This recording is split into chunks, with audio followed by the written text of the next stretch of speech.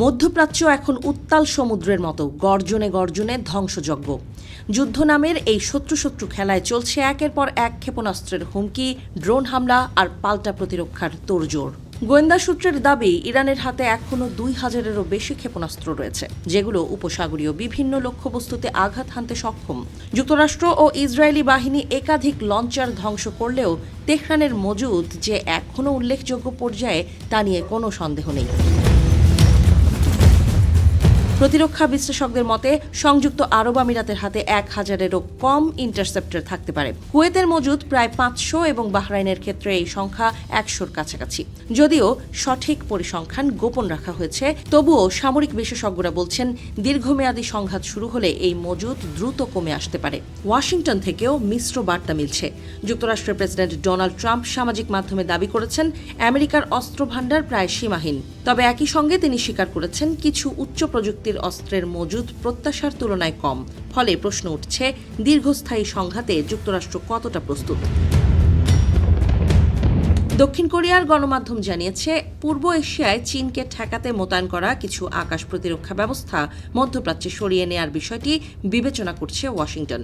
সম্ভাব্য তালিকায় রয়েছে প্যাট্রিয়ট ও থার্ড ব্যাটারি, পাশাপাশি নজরদারি প্ল্যাটফর্ম যেমন MQ-9 রিপার ড্রোন। এই পদক্ষেপ বাস্তবায়িত হলে পূর্ব এশিয়ার নিরাপত্তার সমীকরণেও পরিবর্তন আসতে পারে। সংঘাতের প্রভাব ইউক্রেন যুদ্ধেও পড়তে পারে বলে আশঙ্কা প্রকাশ করেছেন ইউক্রেনের প্রেসিডেন্ট ভলোদিমির জেলেনস্কি। তার বক্তব্য, মধ্যপ্রাচ্যের দীর্ঘ সামরিক অভিযান বৈশ্বিক অস্ত্র সরবরাহ ব্যবস্থাকে প্রভাবিত করতে পারে। যদিও ট্রাম্প প্রশাসন ক্ষমতায় ফেরার পর কিয়েভে সরাসরি সামরিক সহায়তা কমিয়েছে, তবুও ইউরোপীয় মিত্রদের অর্থায়নে অস্ত্র বিক্রি অব্যাহত রয়েছে।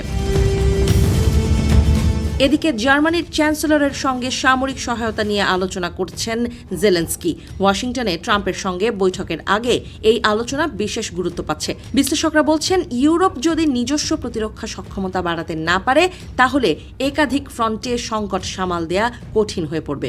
নিরাপত্তা উদ্বেগ এখন গালফের বাইরেও ছড়িয়ে পড়েছে। সাইপ্রাসে ব্রিটিশ ঘাঁটিতে ড্রোন হামলার ঘটনা নতুন করে আতঙ্ক তৈরি করেছে। যদিও বড় ধরনের ক্ষয়ক্ষতির খবর মেলেনি, তবুও এটি স্পষ্ট বার্তা দিচ্ছে যে সংঘাতের বিস্তার সীমান্ত মানছে না। বর্তমানে ব্রিটিশ রয়্যাল নেভির ৬টি টাইপ 45 ডেস্ট্রয়ার যুক্তরাজ্যের জলসীমায় রয়েছে। আকাশ প্রতিরক্ষায় বিশেষায়িত এই জাহাজগুলো প্রয়োজনে দ্রুত মোতায়েন করা যেতে পারে। অন্যদিকে ফ্রান্স সাইপ্রাসে অতিরিক্ত আকাশ প্রতিরক্ষা পাঠানোর বিষয়টি বিবেচনা করছে বলে জানা গেছে। প্রতিরক্ষা বিশ্লেষকদের সতর্ক বার্তা পরিষ্কার, যদি এই সংঘাত আরও তীব্র হয় বা দীর্ঘায়িত হয়, তাহলে আঞ্চলিক ও পশ্চিমা আকাশ প্রতিরক্ষা নেটওয়ার্কের ওপর চাপ বাড়বে বহুগুণ।